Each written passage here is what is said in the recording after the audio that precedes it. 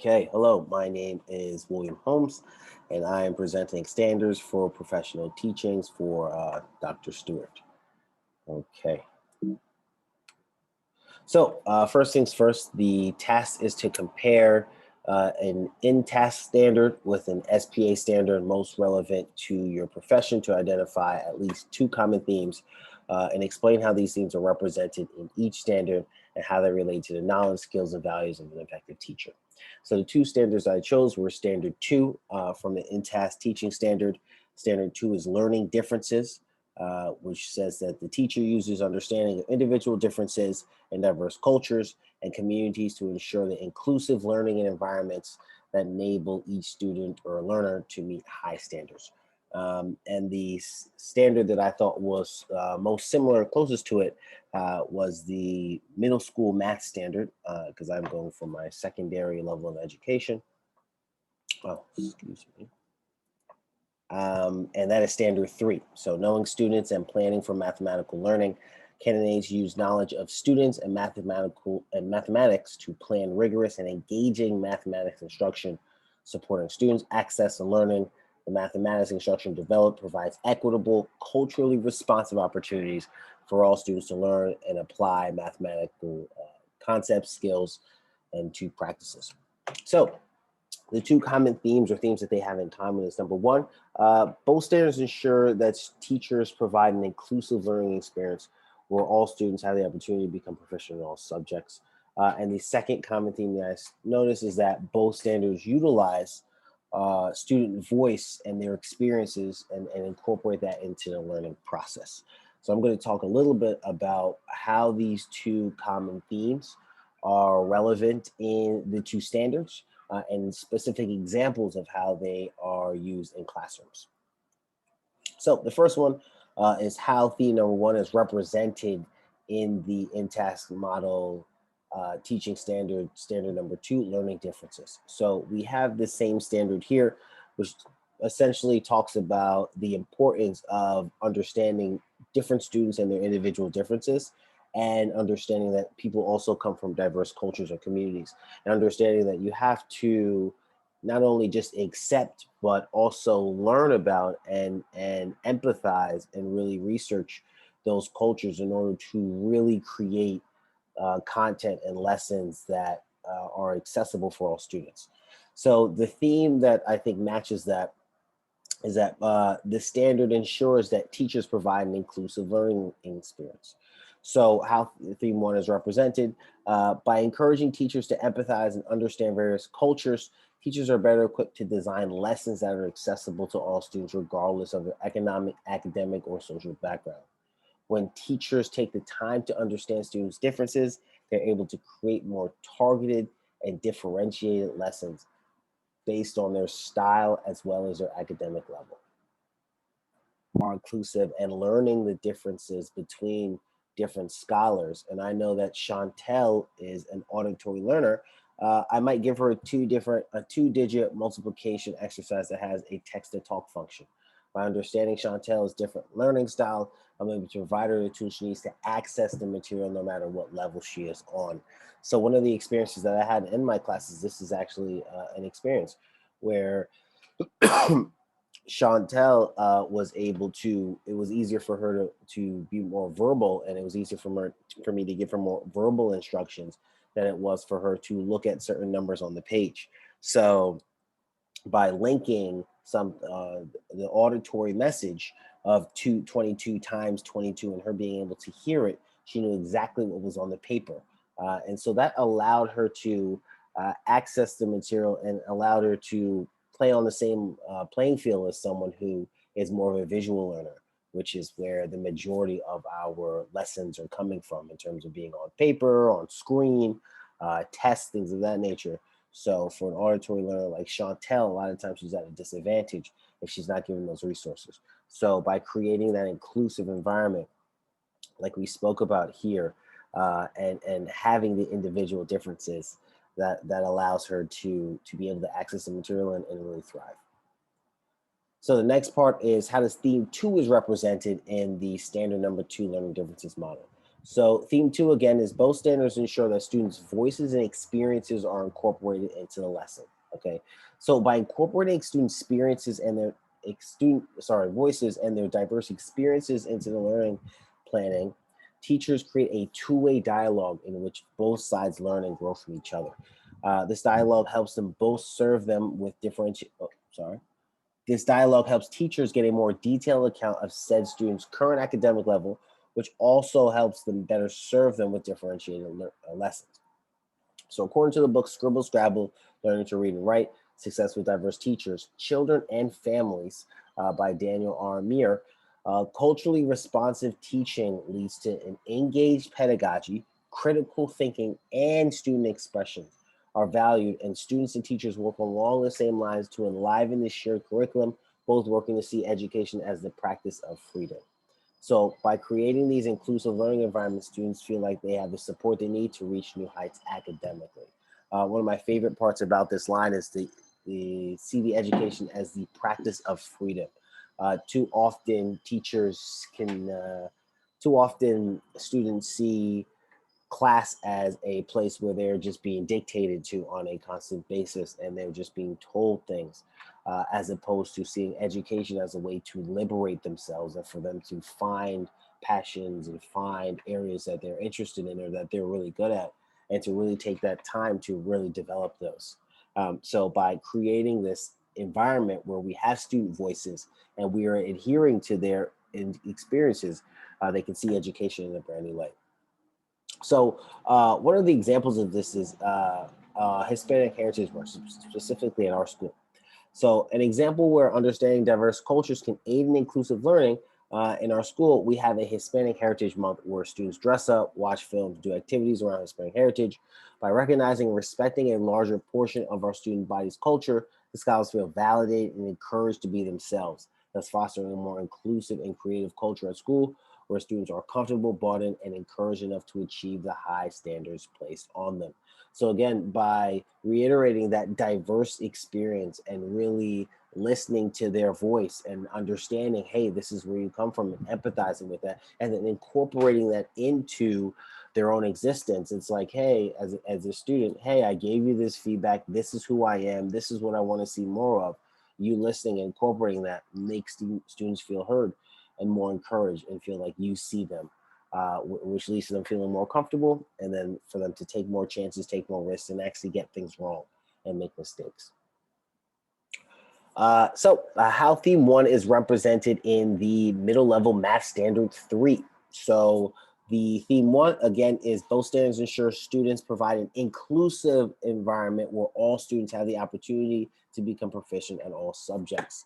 Okay, so by using the knowledge of prior students in mathematics, teachers are better able to pinpoint learning differences and create lessons that stick with students. When teachers create culturally responsive opportunities, lessons are better able to resonate with kids, thus building a community where scholars feel as though their own experiences are being taken into account or noticed.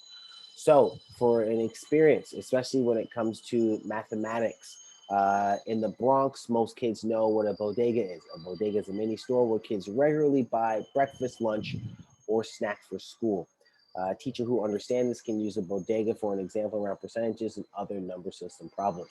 So this is a great example because in my sixth grade math class, um, we start to learn percentages and percent of things. So that's a very easy way to throw in a text question and to say, hey, listen, when you go to the bodega and you buy something for $1, or you buy something for $2 or $3, and when you look on your receipt, is it really $2 or $3? Now, there's a lot of bodegas that incorporate the price into that, but places that don't, you'll see a tax on it, okay, and you'll see a certain percentage. So how do you find that tax? So by incorporating their everyday life and things that they are used to and using terminology that they're used to and talking about things that they do on a regular basis, that allows them to better access the material and also lets them know that as a teacher you're not a foreigner to their neighborhood and their community, and that you understand the places that they're from. So second one is again standard number 3, but both students ensure student voices and experiences are incorporated into the lesson planning process. So theme 2, the standard addresses the issue of students becoming disengaged in class because teacher lessons do not resonate with them culturally, socially, academically, or even economically. By listening to student voices, teacher can better gauge how equitable their lessons are and create multiple access points for all learners to complete the material. According to the book Student Voices in Mathematical Classrooms Around the World by David Clark, social activities where teachers and students improvise their interactions within the constraints and affordances of cultural and societal and institutional norms involve reciprocity and pedagogical attention that moves students towards independence. By having students take a more autonomous approach to learning, we foster independent students who will be motivated to grow at their own pace. A perfect example of that is when you're building student voice into the classroom. Not only does this help teachers better assess students, but it also puts more of the thinking on students, thus increasing the student-teacher talk ratio in the classroom, which has been shown to increase learning retention and collaboration in students. So when you are incorporating student voice into your classroom, you're actually, even on a biological level, you're having the students activate their brains more by having them talk, by giving them exercises on how to express themselves, on how to communicate, on how to collaborate. By putting the onus on the student, you're having them create an education for themselves and not just something that's being dictated to them or placed on their plate. They're creating the plate themselves and bringing what education and what things that they want to learn to the table. Okay, so how does each set and standard address the professional collaboration and data-driven instructional planning? So we have standard two again, and this is the learning differences. So the teacher uses the understanding of individual differences in diverse cultures and communities to ensure inclusive learning environments that enable each learner to meet high standards. So this one is when it comes to professional collaboration, by having a more diverse culture or diverse cultures, by having a staff of diverse cultures, students can leverage their experiences to better meet the needs of students from all backgrounds. By sharing each other's cultural experience, teachers can better connect with students of different backgrounds as they can share similar reference points. Yes, if you work in a school that is primarily Dominican, it probably helps to have a teacher on the staff who is also Dominican. Okay, I say that facetiously, but it helps. Okay, to understand um, different cultural ways of learning, different family histories, different cultural practices. Those different things allow you to connect with the student on a different level than being from a completely different culture and not even being interested in learning more about the culture that you're teaching and you're interacting with and you're looking to influence. On a data-driven instructional planning, by understanding the individual differences in students and tailoring lessons accordingly, teachers can get better quality feedback from students on their lesson and if their lesson was effective or not. And again, by getting the individual differences, by being able to pinpoint, hey, okay, I want to test Chantel on this thing, and I want to test Emmanuel on this subject. By understanding their differences and understanding their subtle nuances and how they learn and what levels they may be at, that is going to better increase the level of data and the efficacy of the data that you do have. So for the middle school math standards or the middle level math standards, standard number three, knowing students and planning for mathematical learning, candidates use knowledge of students and mathematics to plan rigorous and engaging mathematics instruction, supporting students' access and learning. The mathematics instruction developed provides equitable, cultural, responsive opportunities for all students to learn and apply mathematics concepts, skills, and practices. So when it comes to professional collaboration, teachers are encouraged to share prior knowledge on students to enlighten future teachers on the strengths and weaknesses of said student. By sharing this data, teachers are better able to pinpoint the most necessary areas of growth for their student. This one is huge because when you have prior knowledge on a student, specifically in math, you can help. It allows you to target the remediation areas way faster than you would just coming with a fresh student. You know, if I came in specifically for this year, if I came in the sixth grade and I knew exactly what standard each of my kids struggle with, I mean that that takes out maybe a month or two in terms of testing and accommodations and other things that may need to be done in order to get that student to where we need to. So by having that data earlier, and by having that collaboration with teachers definitely helps with the proficiency around for each student. So last one, data-driven instructional planning, having prior knowledge of students' mathematical strengths and weaknesses prior to lesson planning allows teachers to better plan their lesson around the various data they need to collect for each student. And this kind of ties into the professional collaboration point. But again, if Chantel is at a